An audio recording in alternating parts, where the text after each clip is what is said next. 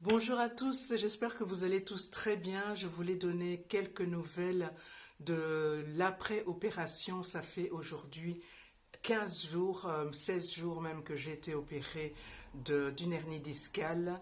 Je vous avais fait quelques vidéos 7 jours avant pour vous montrer un petit peu ma préparation.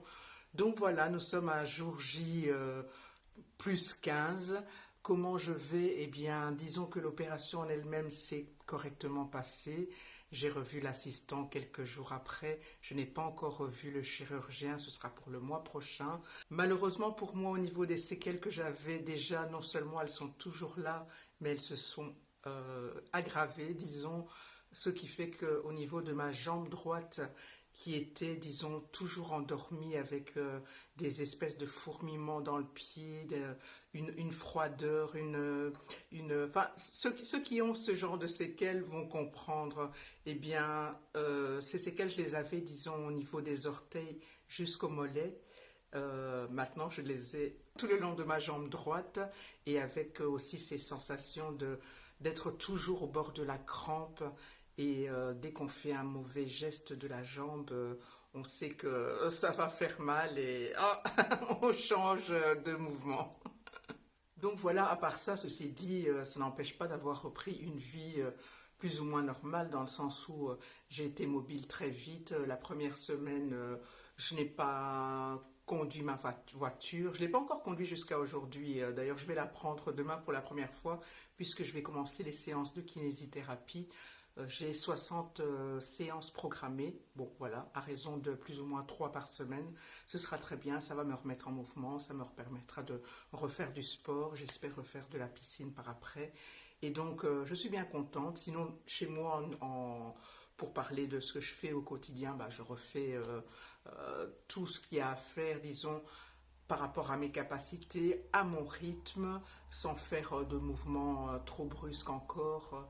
Les points, les agrafes que j'avais ont été retirés donc la semaine passée, donc je n'ai plus d'agrafes depuis quelques jours. J'ai pu reprendre une vraie douche, voilà, même si j'avais comment dire, un pansement qui pouvait aller dans l'eau, mais bon, voilà, je n'utilisais pas de douche ni de bain pendant que j'avais mes agrafes. Maintenant, voilà, le problème est résolu, je peux reprendre des douches. Et sinon, ça va, je me sens bien, j'ai le moral, même si je vous dis que voilà, j'ai quand même eu quelques déceptions, mais j'ai le moral, je suis quelqu'un de très positif. Donc, je continue à me dire que tous ces séquelles, ces effets secondaires et tout ça, et le médecin l'a dit en fait, hein, et je pense et je le crois, qu'avec le temps, ces séquelles vont s'atténuer et je pourrai récupérer vraiment ma jambe vraiment au mieux de sa forme pour que ce corps superbe puisse vraiment être au top de sa forme parce que c'est vrai que franchement à 53 ans, presque 53 ans, j'ai encore beaucoup de choses à faire. Je me sens pas encore, je suis pas encore une vieille mémère, hein, il n'y a pas de raison. Et même si j'étais une vieille mémère, ce que je serai un jour, je veux être une vieille mémère au top pour mes petits enfants et même pour moi d'ailleurs. Voilà, c'est quelque chose qui est important pour moi de garder le moral. Je suis quelqu'un de très positif, donc disons que dans l'ensemble ça va. D'ailleurs, pour récupérer ma meilleure forme possible, je pensais à la direction qu'allait prendre ma chaîne après avoir parlé de l'hernie discale. Je ne vais pas plus dire mon hernie discale parce que ce n'était pas la mienne, je n'en veux pas. Et de toute façon, je ne l'ai plus. Donc la direction qu'allait prendre ma chaîne était vraiment dans le sens de recouvrir sa pleine forme. Je suis quelqu'un qui aime cuisiner, j'adore l'alimentation, ça m'intéresse beaucoup. Je me suis nourrie de différentes manières au cours de ma vie. Je suis quelqu'un qui aime expérimenter, je suis mon propre cobaye. Et des fois, mes enfants ont été mes cobayes aussi avec joie parce que bon, ils aiment manger.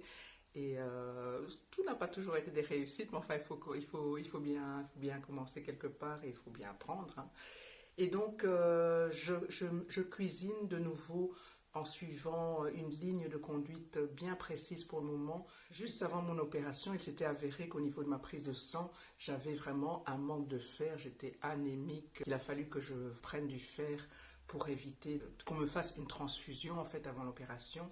Donc, je suis encore sous traitement maintenant et donc j'essaie vraiment au niveau de l'alimentation de compenser ce manque, donc en prenant des aliments qui sont riches en fibres.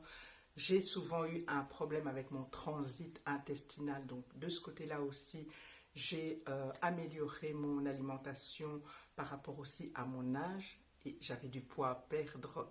Donc ça aussi, hein, on ne perd pas du poids à 50 ans comme on perd à 30 ans ou à 40 ou à 20. C'est vraiment plus la même chose, le corps a changé.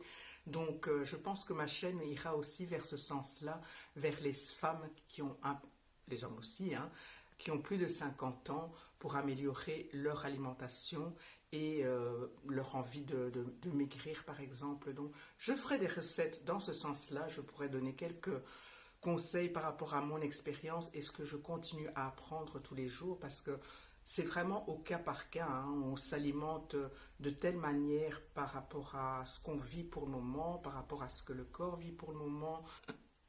Donc par rapport à ce que je vis actuellement, c'est-à-dire constipation légère, plus que légère, hein, Caroline, n'ayons pas peur des mots, euh, manque de fer, état un petit peu, le métabolisme un petit peu au ralenti. Bon, il y a aussi les symptômes dus à la préménopause, puisque je ne suis pas encore ménopausée, mais il y a aussi, et là je dois voir mon médecin pour refaire une prise de sang, je me demande si je ne suis pas en hypothyroïdie, puisque je suis déjà passée par là il y a quelques années.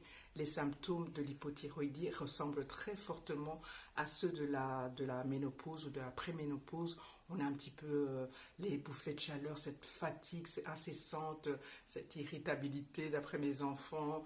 Enfin bref, il y a vraiment quelques symptômes qui se ressemblent et donc je me suis demandé si ce n'était pas ça aussi qui me mettait dans cet état de fatigue extrême. Enfin bref, et l'alimentation que j'avais jusque maintenant, que je pensais être bonne, bah, s'est avéré par rapport à mes recherches que dans le cas que je vivais pour le moment, c'est-à-dire si réellement je suis en hypothyroïdie, même si je ne le suis pas, mais par rapport aux symptômes de la ménopause, par rapport à la constipation, par rapport aux problèmes de manque de fer. Enfin bref, l'alimentation que je pensais être bonne, pour le moment, s'est avéré que non, non, non, non, non. Donc, j'y ai remédié, j'ai supprimé certaines choses, j'ai amélioré d'autres, et il s'est avéré que, comme un miracle, mon transit s'est libéré. Je suis vraiment dans une période où, par rapport à cette meilleure alimentation, ben, je reprends mon poids d'avant, sans me priver. Alors, je vous donnerai pour ça des chouettes recettes. Je vous montrerai comment je m'alimente. Si ça vous intéresse, on pourra faire ça ensemble. Donc voilà, je voulais vous donner quelques nouvelles de comment j'allais et la suite de ma chaîne. Je pense que ce sera une chaîne dédiée à la cuisine, à quelques conseils. Voilà, si ça vous intéresse de me suivre, n'oubliez pas de vous abonner, de mettre un petit pouce et ça me fera plaisir. Je vous souhaite une bonne journée où que vous soyez. Merci beaucoup et à bientôt.